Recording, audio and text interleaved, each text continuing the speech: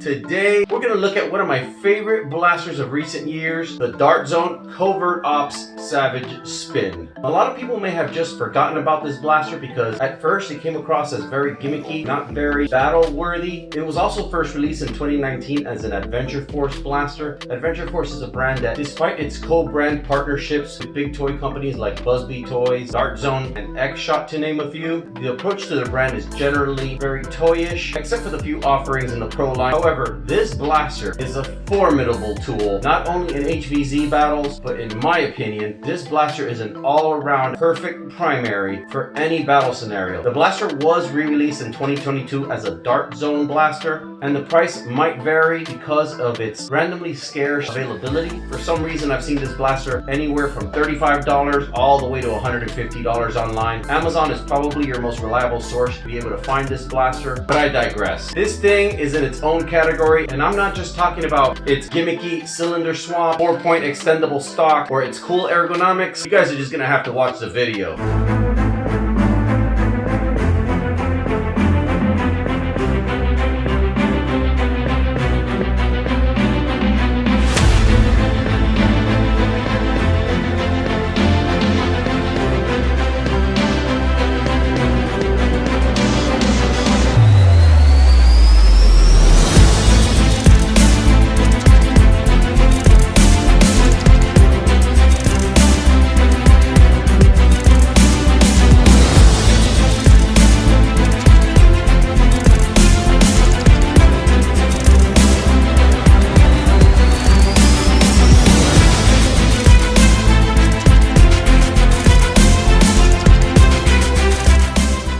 Alright guys, so I've been keeping my eye on this one for a long time. I've had it in my Amazon wish list, just waiting for the price to come down. It sits right around $65 to $70, and every once in a while they'll actually cut that in half and it'll be at $34. Around the end of September, they actually dropped it down to right around $29. I jumped on it. I just ordered the blaster itself, but they ended up sending me what they call the Commando series, which includes the blaster, 2 sets of triple drums, and 90 darts instead of 45. Without further ado, let's cut this thing open and see what we got. Alright guys, included in the package, sure enough, we have the Savage Spin blaster, 2 triple drums included. The box is still sealed. Safe to say that the 100 darts are included in here. And of course, you get your user manual, which talks a little bit about the basic features of the blaster, such as a rotating drum slide to quick release a triple drum, the drum lock itself, the nozzle telescoping stock, which is actually a very cool feature, rev trigger and firing trigger as usual, and then some basic instructions to operate the blaster itself. Blaster's nameplate is right here under the Dart Zone logo. This is not a replaceable one like it is on the Liberator and some other blasters. They come with swappable team color plates. Drum installation, pretty simple. You literally just line up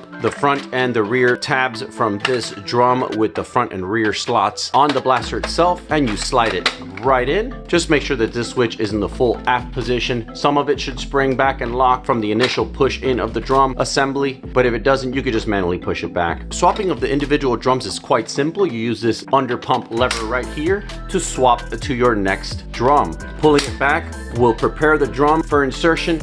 Bringing it back forward will align the drum and lock it in place for the next firing session. Rev trigger comfortably in a good spot. I have to say guys, this blaster is one of the more ergonomic ones grip wise. For my large hands, this feels perfectly in the hand. It feels even slightly ever so better than the Tomahawk, and the Tomahawk is a blaster that I can't praise enough for its ergonomics. It's amazing, but this blaster feels amazing in the hand. Trigger pull is incredibly crispy, nothing less that I would expect from Dart Zone, but because of the limited inertia that these smaller mini drums create, it's just so much of a crispier draw. I am very impressed right away with this blaster. I can only imagine how great it's going to be at the firing range. Battery installation is quite simple guys. You have a single screw here, which provides access to the 9-volt 6AA battery tray of the blaster.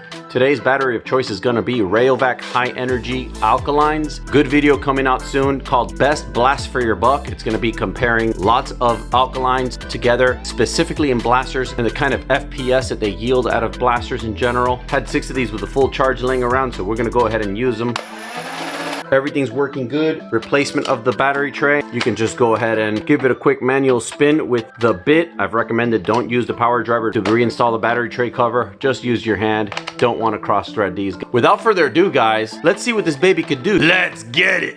Alright guys, we have our Savage Spin loaded with 15 Dart Zone chili darts. We're going to do a quick grouping test, and then we're going to check the chronograph to see what kind of speeds we're getting out of this blaster. Let's get to it.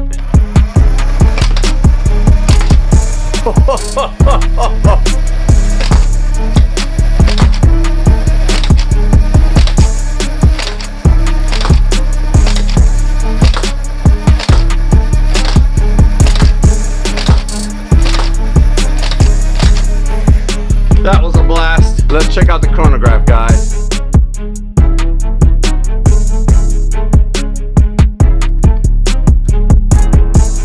Alright guys, we're gonna get as many rounds as we have to do this chronie that can lead to a conclusion. Let's get to it.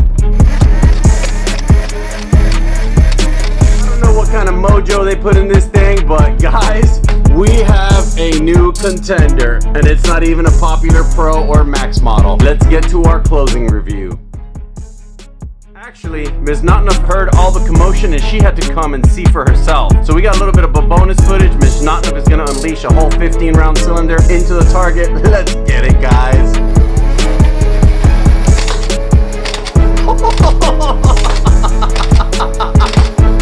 These chilies look like red laser beams. It's crazy how hard this thing hits. It's a freaking flywheeler. What kind of secret alien tech did Dart Zone put in this thing? Oh, she's going for the other drums too!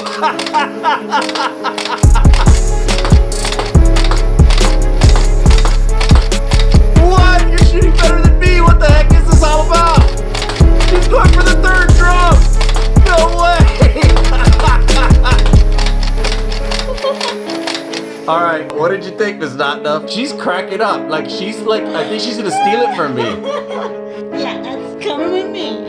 No, it's not! There it is, guys. The Dart Zone Savage Spin. This review pretty much speaks for itself. The blaster needs no introduction. You can tell very clearly from its performance. This could easily be implemented into any battle scenario, even with the stock 6 AA alkalines. I can only imagine what this thing does on 6 Energizer lithium batteries, or even a small LiPo adaptation. I'm definitely going to be enjoying this blaster for years to come. For all you out there that haven't even tried it, I recommend you definitely give it a run. I hope you guys enjoyed the video, and I'll catch you on the next one.